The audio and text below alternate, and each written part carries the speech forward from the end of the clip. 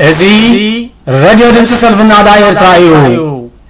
دمس سلفنا داير ترا بحاليت كل زينا سلفنا داير ترا إنها تدالوي عبصمون حدا جزي عم مدبب حبريتا إيرينا هدادو تقرب زقرب مدبيو زخبركم سمعتنا عيلتاو راديو دمس سلفنا داير ترا نمكتتال ويب سايت www.irinahda.org فيسبوك إريتريان نهدا إلكم بمئتاو كتكاتاتولونا نعدم حبريتا كتلو كلنا مستدولي دما irinahda61@gmail.com إلكم كتلو كلنا نزخاخر سلام كميك أنكم زخبركم سمعتنا إزي دمت سلفنا داير ترأيو دولم زلونا مدبات كنل عليكم فلما كنت لمود سومناوي نتفتا زينا أيو كغرب لكم أمهنقو طعم زيما أكالم قلتنا أيو زخبركم سمعتنا نخد كتاتلونا بخبر عدمنا ناب فلما يمدبنا كسلاقركم داقماي سلامتنا يبسحكم كبرا سمعتنا كاب دمت سلفنا داير ترا سومناوي نتفتات إنهم أب نروي كاب قدر عسكرنا حديمهم عقبا زحاتو إيتراويان بمخنيات مبل عسان حموشتن عامبات بمصرات سوام سنبل مكيادهم عزرابي خوين اللهم أب إيترا كاب زلو قدر عسكرنا حديمهم أب نروي عقبا زحاتو إيتراويان بمخنيات مبل عسان حموشتن عامبات بمصرات سوام سنبل زكاري إيتراويان عزرابي خمزخوني تقليتهم مع كان زينا نروي بزغربو أزلو حبريتام اتم إيتراويان وتهدراوي لبس وديهم بانديرا إيترا نابلبلو مستنابتا هاجر عدد زكاي زنبري أما خاري بريزيدنت عطو يمانا قبراب كسعالون وزحزح كبلون مستعقبان محتات زقربو مخنيات زي سانو يخبلين زي تغسام قال يوم كابتم عقبا زحاتوت وزيقاتات إيترا عبز اوانزي زي قنت وسيدهم كوان تخونهم نروي عبد إيتراويان حتى عقبام حيزاتوت سنحات بوليسي خطفتج زقدد مخانو زتفرالي وقنات عقنزيبام نروي أقدمام عقبا حاتيتهم كبكعوب من قدي سودانن ناب إيترا نزمرالوسي إيتراويان نمكوتزار زواهابهم ناي سدتنياتات ناي مقشا سند عبرسي ناب إيترام ناب سودانن إثيوبيان كيبصحو زقديهم سويزرلاند أقدما أبتهاجر عقبا حاتيتهم ناب إيترا نزمرالوسي إيتراويان تكتاتلن نايتهم ناب إيترا خمز بصحو سراغة أدمام ناي عقبا مسلم خمس سرزت يفلات أب كبابي سنعاف زركب عدتات صعود تفتش كم استخياده تقليصهم أب كبابي سنعاف زركب عدتات امبالخام عدتال أوروموم كساد امبان أغروفن صعود تفتش كم استخيادهم من جتات ردرنا حبيرهم اللهم وتعدرات سنعات قدف بخلت مسكرم أبزن عدتات غزا نعتو صعود تفتش كم زكايدو زرغاقصو من جتات كاب إثيوبيا بمنقد إيروب نزعاتو سبات أسماتهم ملؤ مننتهم كمزقبوهم كمزوعلو أفليتهم أبلع لزي كابسن عافيك ساب سرحام زوسد منقد صنوع حلوان تفتشن يكايد اللهم هلاو تفليتهم هلاما التفتشن بمنقد نزعاتو بمزقابن نصرقوان تزيكونهم دوبات معصاو هزب بمنقد سمجانا عبيلو عادوقنا تعاني مقبتاتن حلقت نقراتن يشمت مهلاو نمكو صار استخيادك خون كمزخل يقمات دحر زي استخيادني حدا محل تفتش أب كبابي سنعافه واقاتاتو بتزامدي قوادلو تسانح مقبن حلقت نقراتن نهيرو خمزلهم وتم نزح حبريت هزل أخوة قنات عقنزيبام كاب كلتا مسكرمات حيزو واقع حانتباني ناب سلسة نقفام أقدمون 5 لتر زيتي 160 نقفاز نبرم ناب كلتا 150 كساب 300 نقفام واقع فرق خنتال فينا دمام بعز في بمزياد ناب حدا شحن كلتا 100 نقفا ديبو خمزلو تحبير اللهم أقدمون أبتخبابي كابسن عافين أبسرحان هزبي خمالالسات أنعام نايبحت موقع عزيام دوب كبلان بقدف زوننا تكالات موقع عزي حرات كتكان تأزاز كمستمحالفة عرسعن سرعات قدف أب كبابي سنعافي صنو تفتش زكاي زلوم نيتران إثيوبيان زراخب كتسقن تنحت رقيام أب أوان بحال قدس يوحنس كمر رأي زبن وري أبزنا فصل زلو حلاتيوم أب إيترا أب تحتي حيمانتاويان بحتاويان تكالات كم حدرات أنحا كلن أبيات تمرتي كم استهجرة تقليزهم أب إيترا أب تحتي حيمانتاويان بحتاويان تكالات كم حدرات أنحا كلن أبيات تمرتي كم استهجرة من جتات ردئرنا حابرا مالهم بمسرات نتنتكالاس توهب ممريحي ስርዓት ግደፍ አቀዲሙ ብዘውፅኦ አዋጅ መሰረት እቲ ኣብያተ ትምህርቲ ናብ መንግስቲ ተሰጋጊረን ኣለዋ ዝብል እዩ እተን ኣብያተ ትምህርቲ ከም ዝተሃገራ ንኣመሓደርተን ዝተሓበረም ናይ ዓመት 2019-2020 ስሩዕ አካዳሚያዊ ትምህርቲ ንምጅማር ምቅራባት ኣብ ዝገብራሉ ዘሎ ግዜ እዩ በዚ ናይ ምህጋር መስርሕ ተጸልየን ዘለዋ ኣብያተ ትምህርቲ ኣብ ኣስመራ ብቋንቋ ዓረብ እትምህር ጃልያን እንዳ ማርያም ክርከበን ከለዋም ኣብ ከረን ባረንቱ ደቀም ሓረን ካልእ ከተማታት ዝነብራ ኣብያተ ትምህርቲ እውን ተመሳሳሊ ዕጫ እዩ በፂሕወን ዘሎም እቲ ስርዓት አቀዲሙ ኣብ ልዕሊ ናይ መባእታ ኣብያተ ትምህርቲ ተመሳሳሊ ስጉምቲ ከም ዝወሰደ ኣይርስዕን ምዚ ተተሓሒዙም ተማሃሮ ዲያ አልእስላምያም ናይ ኣኽርያ ድሕሪ ዘካየድዎ ተቃውሞም ሞት ክልተ ኣቦታትን ሓደ መንእሰይን ዘስዓበም ጅምላዊ ማእሰርቲ ተማሃሮን ወለድን መምሃራንም ከም ዝተካየደ ይፍለጥ ስርዓት ግደፍ ብካቶሊካዊት ቤተክርስትያን ዝእለያ ዝነበራም ኩለን ማእከሎት ሕክምናም አቀዲሙ ከም ዝሃገረን ይዝከር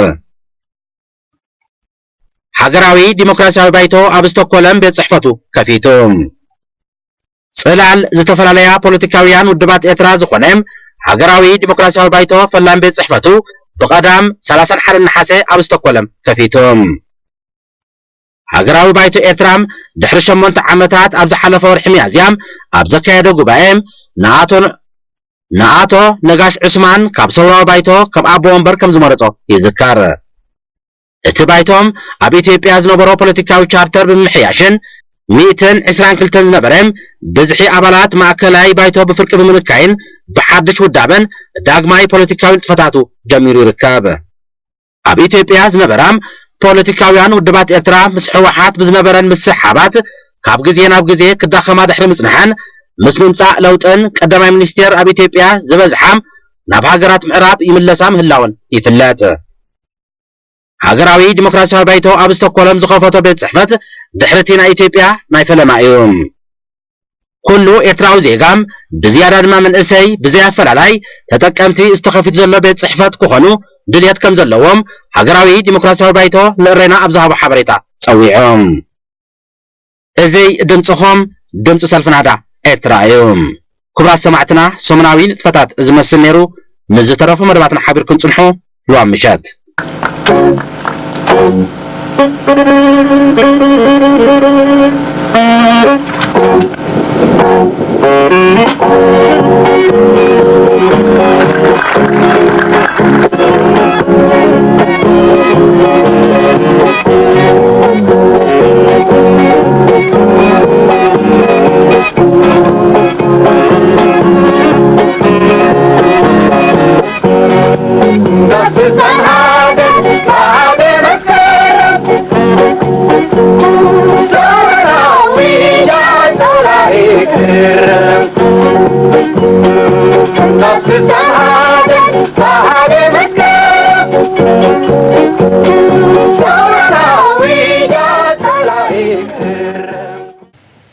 حتى سبتمبر عملنا الجمعة قلدي ما تتذكر حتى سبتمبر عملنا الجمعة حامد إدريس عواتق رحيا لنا برهاننا شمعات قالوا تاريخ وخبر كل الدنيا سمعت حتى سبتمبر من لك برايا لولادة ترى أسر حيدة لبلو أسك أوال الأنسات ميدان كرايا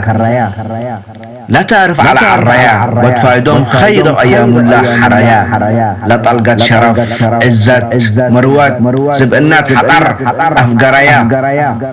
خير أيام الله يوم حتى سبتمبر جمعتا جيب الدنيا نقمت لقالوا تلا سمعتا في الراس ولادو عروا وحرام النمدنا ولا بيتو لدافأت لكدنا ودبعتا ندى الأمان تأنبتا شعبنا ولادو وثورته حقفيا وفرحت ولد كبتا سسا وحتى يوم حتى شهر ساعة كل تاريخنا لتكتب لتقرأ تاريخ حتى سبتمبر حموم زهاي مريت أترسع سسا وحتى يوم حتى شهر ساعة عابل تكتب لتقرأ لتذكر العالم كل ألا تلدي بحضرنا تتفكر عابل تاريخنا اقل كل الآمر لتكتب لتقرأ اقل اللي عمل إلا وقل تاريخ لترسع لتساقع اقل اللي عمل إلا وقل تاريخ لترسع لتساقع وحنين أمره ومنه لتبرع عابل تاريخنا اقل كل الآمر لتكتب ولتقرأ تهيبات تاروحات دم لهبات نزل سفرة وعرقان قال عول قايم يبيلو ملحتي حقاي وأول أبت هيبات قال عول أبا جلاب عردو وعردو الدبع كدن حرا واري كرا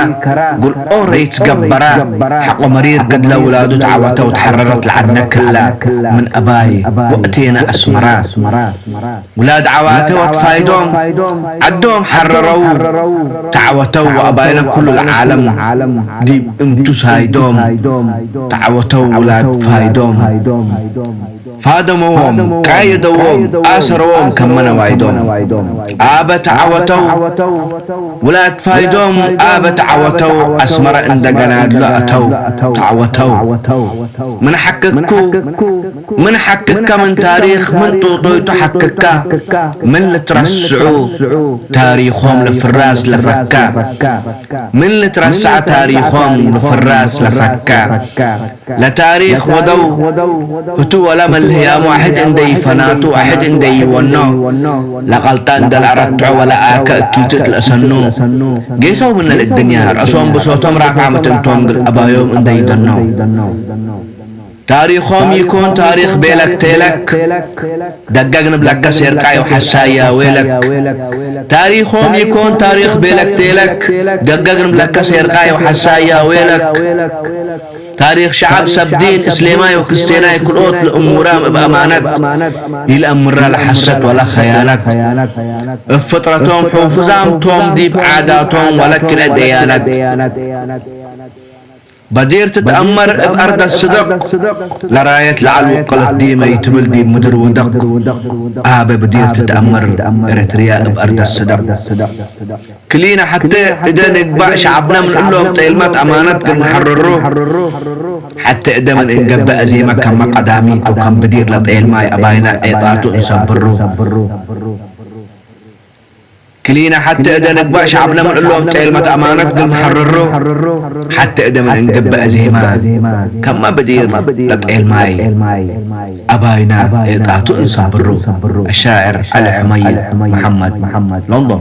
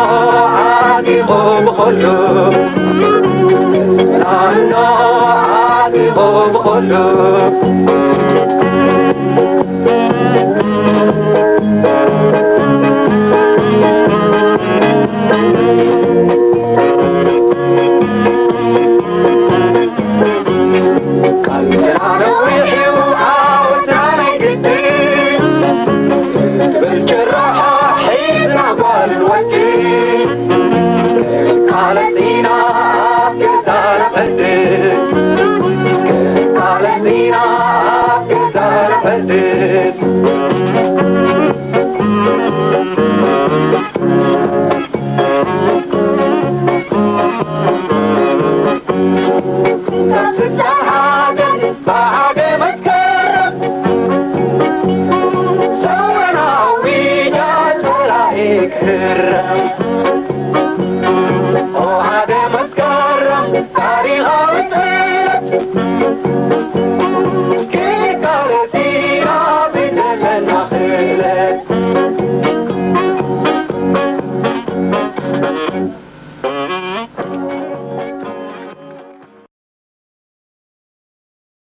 እዙይ ድምፅኹም ድምፂ ሰልፊ ናህዳ ኤርትራ እዩ። ዳግማይ ሰላምታና ተቐበሉ ክቡራት ሰማዕትና ቅድሚ ቁሩብ ደቃይቕ ዜና ክትከታተሉ ጸኒሕኩም ስዒቡ ዝቐርበልኩም ድማ መባእታዊ መደብ ንንቕሓት ኣባላት ሰልፊ ብሰልፊ ናህዳ ኤርትራ ዝብል ቀዳማይ ክፋል ንሎሚ ሒዝናልኩም ቀሪብና ኣለና ተኸታተሉ።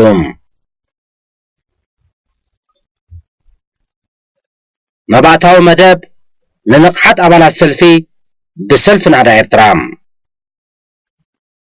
ብቐዳምነት እዚ መደብ እዚ ምህናፅ ብቑዕ ሰልፊን መሪሕ ሃገራዊ ግደብ ዝብል ጭርሖም ብፈጻም ቤት ጽሕፈት ዝተዳለወ ኣስተምህሮም መደብ ንውድባዊ ንቕሓት ኮይኖም ሰልፊ ናህዳ ኤርትራ ንኻድራት ኣባላት ዘዳለዎ መባእታዊ መደብ እዩ። መእተዊ ምህናፅ መሪሕ ሰልፊ ንመሪሕ ሃገራዊ ግደ ዝብል ሰልፋዊ ጭርሖ ንምርግጋጽ ኣብ እነካይዶ ጻዕርታት ንዝኾነ ውድብ ወይ ፖለቲካዊ ሰልፊ ናብ ዓወት ዘብጽሕዎም መሰረታዊ ውድባዊ ረቑሒታት ምርኣይ ክድን እዮም። ስለ ዝኾነም ሰልፊ ናህዳ ኤርትራ ዝተማልአ ውድባውን ፖለቲካውን ቅርጻ ንምህናፅን ውድባዊ ስነ ምግባር ንምዕዋትን ወይ እውን ህላዊ ውድብ ዘነጽር ኣገዳሲ ባእታ እኳ እንተኾነም ብቐንዲ ግን መለለይ ናይ ሰልፊ ፖለቲካውን ውድባውን መግለጺ እዩ። ሰልፍና ፖለቲካዊ ፕሮግራም ማለት መትከላት ዕላማታት ኣገባባቱን ብሕገ ህንጻም ቅርጻም መምርሒታት ኣወዳድባ ዝልለ እኳ እንተኾነም ልሉይ መሪሕነትን ንቑሕ መሰረትን እንተሃለዎም ብዘይቁንዕ ወሳኒ ሰልፋዊ ስነ ምግባር ኣብ ህላዌና መጻእን ትርጉም ኩሉ ኣይክእልን እዩ። ስለ ዝኾነ ድማ ውልቃውን ሓበራውን ኣወንታውን ስነ ምግባር ኣብ ፖለቲካውን ቁጠባውን ጸጥታውን ኩሉ መዳያዊ ህይወት ንምዕባል ዕላማታት ምርግጋጽን ወሳኒ እዩ። ዕላማታት ንቕሓት ዝስዕብ እዮም። ኣብ መሪሕነትን መሰረታትን ሰልፋዊ ባህሊ ፖለቲካዊ ንቕሓት ምስራጽ ውድባዊ ስነ ምግባር ውድባዊ መንነት ስነ ስርዓት ሰልፋዊ ግርጭታት ንምፍታሕ ባህሊ ሰልፋዊ ስነ ምግባር ንምግባሩ ኣባላት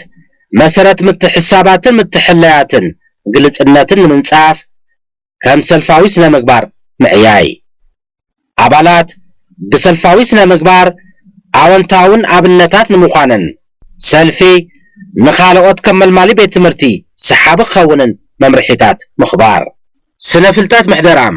ንፖለቲካዊ ሰልፊ ክገልጾን ከሎም ሰልፊ ነገራውን ሞራላውን ረብሓታትን ክብርን ንምርካብ ንዝተፈላለዩ ውልቀ ሰባት ዝሓቆፈ ትካል ይብሎም። እዚ ድማ በርጌሳዊ ጠባይ ሒዞም ኣብ ፖለቲካዊ ቁጠባዊ ማሕበራዊ መዳያት ንዝነጥፉ የጠቃልል። ስለዚ ካብዚ ኣገላልጻ እዚ ከም እንርድኦም ሰልፊ ማለት እኩባት ሰባት ዝሓቆፈ ኣብ ዝተፈላለዩ ዓውድታት ጥቕምታት ንምርግጋጽ ዝዓለመ ትካል እዮም። ሰልፊ ዝበሃለሉ ድማ ኣብ ውሽጢ ትካል ናይ ግዴታን ምውዳብን ምምቃልን ባህሪ ስለ ዘለዎ እዩ። ውድባዊ ኣሰራርሓ ዝሰርሕ ክሊ ማለት እዩ። ካልኣይ ሌላ ሰልፊ ከም ውድብ ናይ ሰልፊ ሌላም ኣብ ትሕቲ ተረድኦ ውድብ ዝጥቀስ እኳ እንተኾነም ከከም ዝተፈላለዩ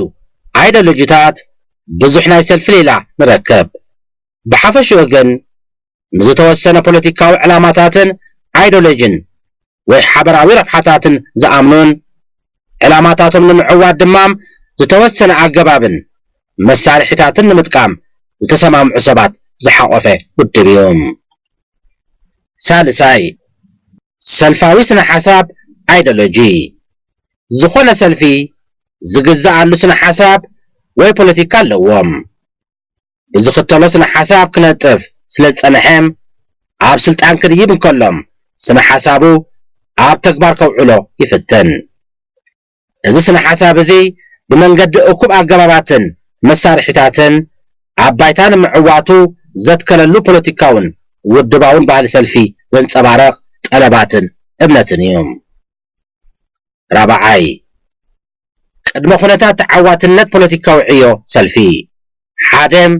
ንጹርነት ስነ ሓሳብን ምልኣቱን ክልተም ስነ ሓሳብ ክገልጽን ክገጥምን ዝኽእል ምንቅስቓስ ምግባር ሰለስተም ሰልፊ ስነ ሓሳቡን ምዝርጋሕን ደገፍቱን ምዝያድን ኣብ ስልጣን ምስ ደየበም ብግብሪ ዕላማታቱን ምዕዋትን ካብ ኣብ ስልጣን ዝርከብ ገዛኣ ሰልፊ ዝተፈልየ ምዃን ግደ ሰልፍታት ፖለቲካዊ ሰልፊ ዝስዕብ ኣገደስቲ ኣገልግሎት ይገብር ቀዳማይ ስሩዕ ሰልፋዊ ህይወት ሰልፍታት ሓደ ካብቲ ውሕስነት ሓርነት ህዝቢ እዮም ንህዝቢ ኣብ ዝተፈላለዩ ደረጃታት ኣገልግሎት ንምግልጋል ሓደ ካብቲ ኣገባብ ውድድር እዮም ዝተፈላለዩ ደረጃታት ሓላፍነት ንምስካም ፖለቲካዊ ብቕዓት ዝጥርነፍ ኣገባብ እዮም ከምኡውን ዜጋታት ዘነቓቕሕን ሓፈሻዊ ጉዳያት ቀጻሊ ትኹረት ንምርካብ ዝጉስጉስን ሓላፍነት ተሰኪሙ ዝደርኽን ኣገባብ እዮም ክልተም ስነ ሓሳብን ሰልፊ ንስምዒታትን መንነትን ማሕበራዊ ጉጅለ ፊኣም ወይ ዝተወሰኑ ጉጅለታት ንምልዓል ዓብ ግደ ኣለዎም ንምሉእ ህዝቢ ዝውክል ምስ ዝኸውን ድማ ዝያዳ ኣገዳስነት ኣለዎም ዜጋታት ብሃገርን ሉልያት መራሕቱን መሪሕነቱን ኣብ ኣድላይ መንገዲ ዝኸይድ ፖለቲካዊ ኣገባብን ከም ዝኣምኑ ይገብር ኣድላይነት ሃገራዊ ሓድነትን ናጽነትን ቁጠባዊ ዕብየትን ከም ዘጉልሕ ይገብር ሰለስተም ፖለቲካዊ ሰልፊ ንህዝቢ ፖለቲካውን ቁጠባውን ማሕበራውን ሓበሬታታት ይህብ ኣካይዳ መንግስቱን ይቆጻጸር ረቋሒታት ተዓዋትነት ፖለቲካዊ ሰልፊ ሓደም ምልኣተ ስነ ሓሳብን ንጹርነትን መርሓን ክልተም ኣብ ስነ ሓሳብን ብቑዕ ኣመሓዳሪ ካድርን ምምርኳስ ሰለስተም ዕላማታት ንምዕዋት ኣድላይ ኣገባብ ምንጻር ኣርባዕተም ዝተማልአ ስትራቴጂካዊ ውጥን ምቕማጥን ምትግባርን ሓሙሽተም እኹል ምወላም ሌላ ውደባም ወይ ኣብ ህዝባውን ማሕበራውን ተረድኦ ውደባም ሰልፊ ንምህናፅ ዝግደስን ብመሰረተ ሕገ ህንጻም ኣብ ውሽጢ ዕዮ ዝወሃድን መሰረታዊ ኣካላትን ክፍልታትን ዋህዮታትን ኣብ ውሽጢ ሰልፊ ኣብ ኩሉ ደረጃታት ግቡኡን መሰልን ዘነጽርን ሓላፍነታት ዝዕድልን ትኹሩን ጎናውን ሰንሰለታዊ ዝምናታት ዘነጽረን ህንፃዊ ቅርጻ እዮም ኣብ ማሕበራውን ቁጠባውን ፖለቲካውን መዳያት ውድባዊ ዕዮ ዝተጸንዐን ዝተወደበን በብመድረኹ ኣፈጻጽሙ ዝተነጸረን ኣብ ኩሉ ጉዕዞታቱም ነቐፌታዊ ገምጋም ዝውንንን ክኸውን ይግባእ እዚ ኸዓም ንዝኾነ ውደባም ፖለቲካዊ ቁጠባዊ ማሕበራዊ ዝምልከት እዩ ኣገዳስነት ውደባም ሓደም ውደባም ኣባላት ሰልፊ ኣብ መንጎኦም ጻዕርታትን ምውሃድን ምስማርን ዝሕግዝ እዮም ምእንቲ ዕላማታት ሰልፊ ንምዕዋት ብመሰረት ምትሕጋዛትን ብጻይነትን ከም ሓደ ጋንታ ምዕያይ ክልተም ውደባም ኣባላት ሰልፊ ኣብ ሕድሕዶምን ኣብ መንጎ ኣብ ውሽጢ ሰልፊ ዝርከቡ ትካላትን ዝህልዎም ዝምድና ዘነጽር እዮም ሰለስተም ውደባም መደባት ካብ ምድብላቕን ምግርጫውን ብምርሓቕ ንምፍጻም ኣገዳሲ ኣገባብ እዩ ኣርባዕተ ውደባም ካብ ዓቕምታትን ክእለታትን ኣባላት ሰልፊ ይጥቀም ሓሙሽተም ውደባም ኣብ ኣሰራርሓ ዝበለጸ ኣገባብ ቁፅጽር ይኽተል ሽዱሽተም ውደባም ኣብ ውሽጢ ትካል ሰልፊ ሓበሬታታት ውሳኔታትን ንምዝርጋሕ ይሳለጥ ሸውዓተም ውደባም ካብ ላዕሊ ክሳብ ታሕቲ ኣብ መንጎ ኣባላት ሰልፊ ስልጣን ንምዕዳል ይሕግዝ ውድባዊ ባህሊ ተረድኦም ውድባዊ ባህሊ ንምንጻር ስነ ጽሑፋት ሰልፊ መምሃር ውሳኔታት ጉባኤታቱ ምፍላጥ ሕጉን መምርሒታቱን ምኽባር ኣባላት ሰልፊ ብስሩዕ መልክዕ ኣብ ውድባዊ ትካላት ስርሑሉ መዐቀኒታት ዘትከለ መልክዓት ውድባዊ ስነ ምግባሮም ዝቐርጽ እኩባት ተረድኦታትን ክብርታትን መሰላትን ጉባኣትን ውድባዊ ባህሊ ውድባዊ ኣሰራርሓ ስነ ምግባር ኣባላት ሰልፊ ዝቐርጽ መሰረታዊ ክብርታት እዮም። ስለዝኾነ ውድባዊ ባህሊ ንመምርሒታትን ሕግታትን ሰልፊ ዘጎልብት ኣወንታዊ ክብርታት እዮም። ናይ ኣባል ኣካይዳም ምስ ረብሓታት ሰልፊ ዘይሳነኽ ክኸውን እንከሎም ምስ ገዛኢ ውድባዊ ክብርታት ኣይቃደን እዮም። ውድባዊ ባህሊ ኣብ ውድባዊ ትካል መምዕባል ሓላፍነት ኩሉ ኣባላት እዮም። ሓላፍነት ውድብ ብቑዓት መሪሕነት ምሕራይ ኣብ ኩሉ ደረጃታት ካብቶም ኣወንታዊ ስነ ምግባር ዘለዎም ኣባላት ሰልፊ ናይ መሪሕነት ኣምራት ብምስራጽ ሓደ ካብቲ ውድባዊ ባህሊ ዘስርጽ መሳርሒታት እዮም። ውድባዊ ኣሰራርሓ ውድባዊ ባህሊ ንምንጋስ ኣወንታዊ ስነ ምግባር ምትብባዕን ብነገራዊ ሞራላዊ ንኣሉታዊ ስነ ምግባር ኣብ መምርሒታትን ሕግታትን ምርኩስ ብምግባር ምንቃፍ ይግባእ። ኣፈጻጽማ ሕግታት ውጉይ ኣሰራርሓን ኣብ ሰልፊን ዝግበሩ ጥሕሰታትን ንምእራምን ሕግታት ዘይምትግባር ናይ ሰልፊ ዕላማታት ምዕንቃፍ እዮም። ስለዝኾነ ንኹሎም ንኣሽቱን ዓበይትን ሕግታት ሰልፊ ኣፈጻጽማ ምቕማጥን ምክታልን ምልመላ ስርዒት ናይ ሰልፊ ባህሊ ከም ማሕበራዊ ኣተዓባብያ ወዲ ሰብ እዩ። ካብ መጀመርትኦም ንኣባላት ምምሃርን ምስትምሃርን የድሊ ውድብ ኣወንታዊ ስነ ምግባር ንምፍጣር ኣገዳሲ ግደ ኣለዎም። ዕብየት ውድባዊ ንቕሓት ኣብ ውድባዊ ህይወት ኣዝዩ ኣገዳሲ እዩ። ስለዝኾነ ናይ ሰልፊ ባህሊ ንምምዕባል ንኹሉ ኣባል ክምልመል ይግባእ።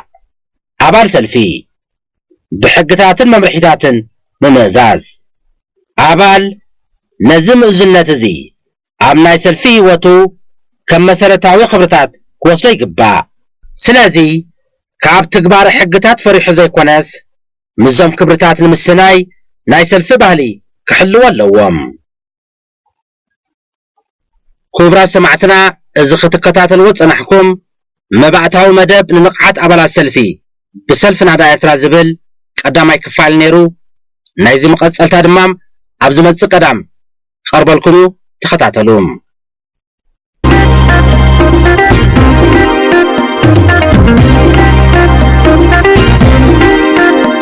ጻውዒት ሰልፊ ናዳ ኤርትራ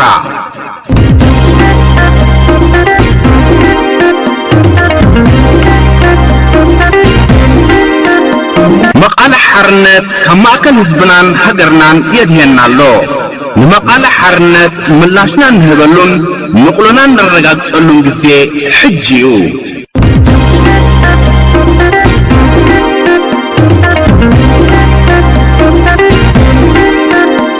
ጻውዒት ሰልፊ ናዳ ኤርትራ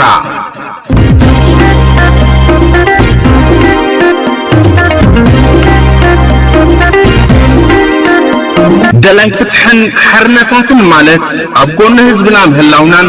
ብግብራዊ ቃልሲ ምስለ ፍትሕን ሓርነታትን ድልውነትና ብምርግጋጽ መድሕንን ተስፋን ህዝብናን ሃገርናን ከም ዝኾንና ምርግጋጽ እዩ።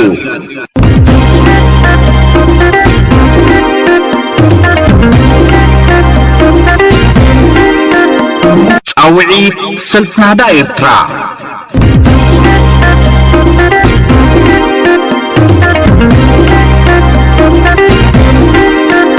ኣብ ፍትሓውን መትከላውን መስመር ቃልሲ ህዝቢ ሰልፊ ናዳ ኤርትራ ዓሲልናን ተወዲብናን ኣብ ዘለናዮን ብክንዲ ዝኽኣልናዮን ንሓርነትና ንውፈየሉ ግዜ ሕጂ እዩ።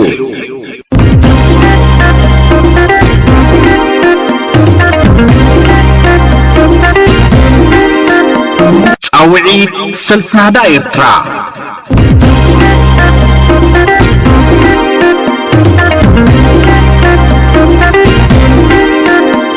ንሓርበኛታት ግዳያትን ስድራቤታትን ሰውራ ኣኽያ 31 ጥቅምቲ እንረድኣሉን ቁጠባውን ማሕበራውን ሽግራቶም እንፈትሓሉን ኣለናልኩም እንብለሉ ጊዜ ሕጂ እዩ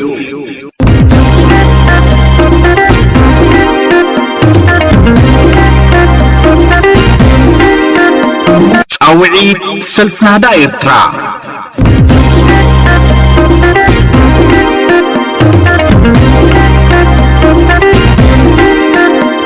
ቃልስና ቃልሲ ህዝቢ እዩ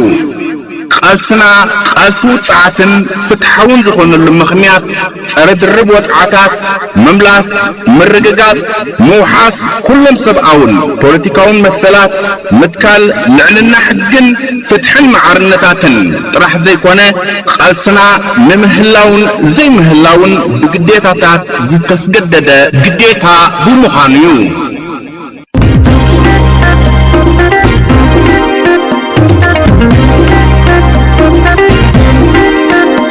ጻውዒት ሰልፍ ናዳ ኤርትራ